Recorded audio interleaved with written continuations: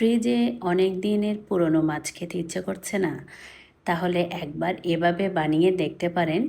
বাসার সবাই তৃপ্তির সাথে খাবে। আর এভাবে মাছের চপ বানালে বাচ্চারাও কিন্তু বুঝতে পারবে না এটা মাছ দিয়ে তৈরি।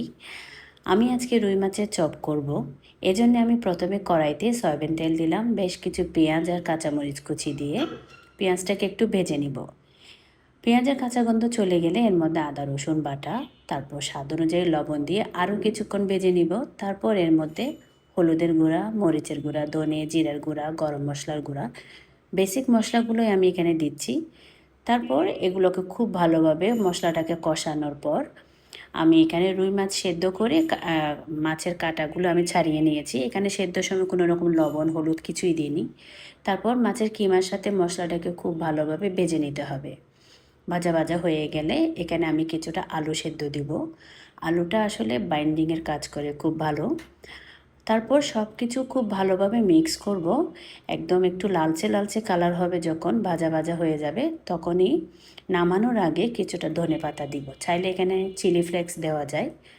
তারপর কিমাটা ঠান্ডা যখন হয়ে যাবে, তারপর আমি এর মধ্যে থেকে চপগুলো বানাবো। এবার কিমাটা যখন ঠান্ডা হয়ে যাবে, তারপর আমি এখান থেকে চপগুলো তৈরি করব।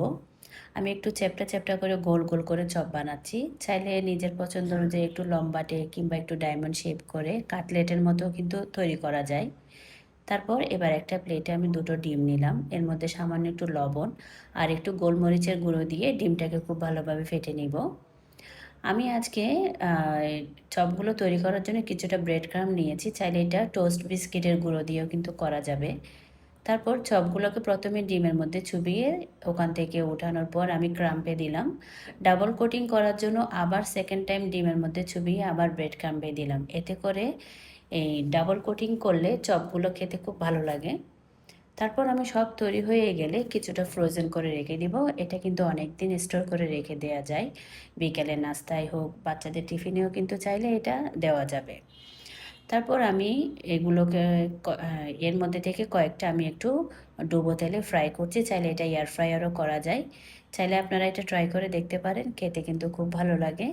যদি আপনাদের কাছে ভালো লাগে কমেন্ট বক্সে জানাবেন। আজকে এ পর্যন্তই, ভালো থাকবেন সবাই। আসসালামু আলাইকুম।